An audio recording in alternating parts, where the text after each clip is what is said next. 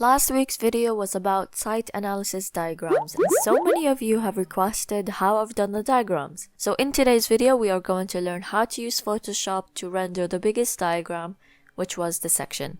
And then next week's video will be the other smaller diagrams, because I actually wanted a vote on if you wanted to see those in Photoshop or Illustrator, because Illustrator is the program for this type of diagrams, but I know that the majority of people and students do use Photoshop. So let's have a vote and we'll go from there. And now let's get started on the section in Photo.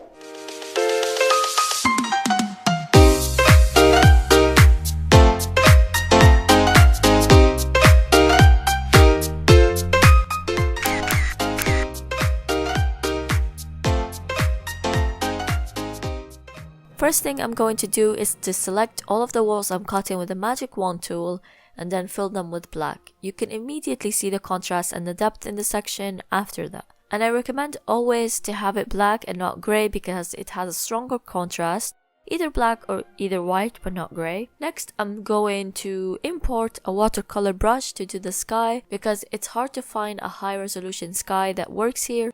And also the site is next to the canal, so it adds a bit of a feature. On a new layer, playing around with the clouds at different sizes and angles to make it more interesting. And then I'm going to delete the parts that overlap the buildings. With skies, I like to just keep it simple, open and conceptual instead of having full opacity skies from one border to the other. It leaves room for the imagination. I've then started filling colors of the motorway, columns and streets and light posts, etc. It's good at this point to do groups, the motorway, landscaping and people and so on, to keep things organized.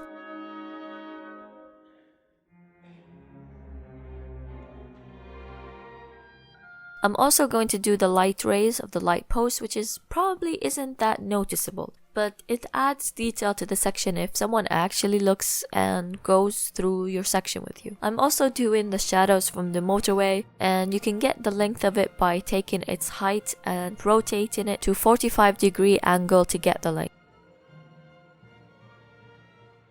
I'm also just doing the canals and the viaducts with different fill colors.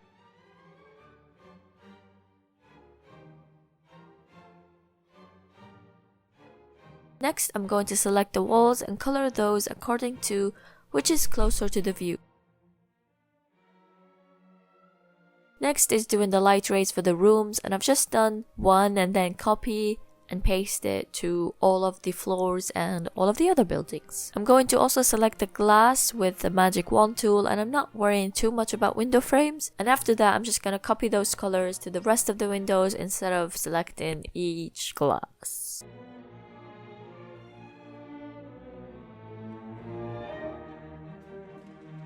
I've done the same texture of the sky on the ground, but then decided to fill that with black, so ignore that step. And you should show the material of the existing buildings because it shows style and the condition of the building, which are very important to analyze.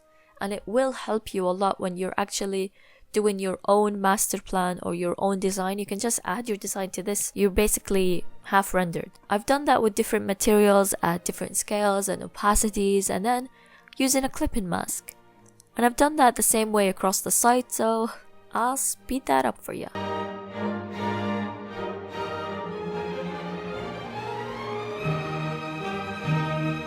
Next is adding cars and trams on the site, which are just images from Google that I've scaled. And then I'm adding grass all on the ground line where there's parks or courtyards.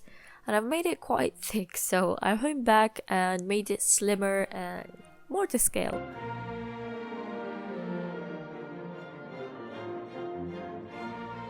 Add in multiple types of trees with various types of heights and opacities, and I get those off Google as PNG, and I usually just do a group of trees and then copy paste them around the site. It's much quicker and simpler that way, and then I scale them or rotate them so that they look more organic.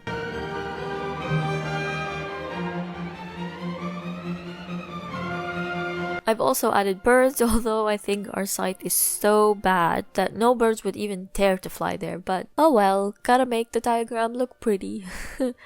I've also added one more type of tree spread through the site, to have some diversity. And now I'm adding people and I'm using these guides to get them all to height and scale. But as I mentioned, or I didn't mention, I forgot. Our site is disused, and by the way, our site is the Chances building in Smethwick, which actually produced the glass for the Crystal Palace exhibition, which will be shown in this image, so it has of great historical value. Anyway, besides the point, I'm only adding a few people because, like I said, it's disused.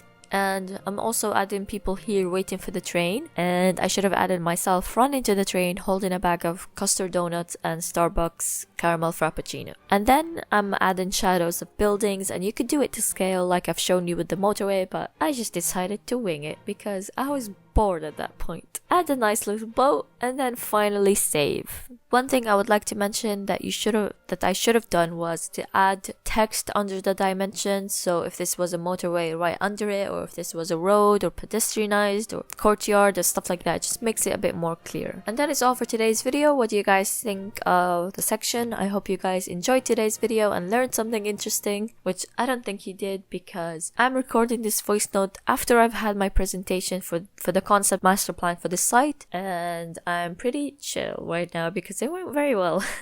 So let me know if you'd like to see what I presented and maybe give me a credit for once. In my next week video, I will talk about how to do the other diagrams for the urban site analysis, so make sure you are subscribed so you don't miss out on that. And don't forget to vote whether you want Photoshop or Illustrator. And yeah, don't forget to give this video a like and share because it helps support the channel so I can create more videos like this one. I'm Rasha Shururu and I will see you next time. This note after my presentation, so I'm a bit cuckoo. Don't forget. So chilled now, I don't know. I think I'm gonna re-record it, right? Why do I have to sound professional? Don't forget. I'm having my funny 5 minutes.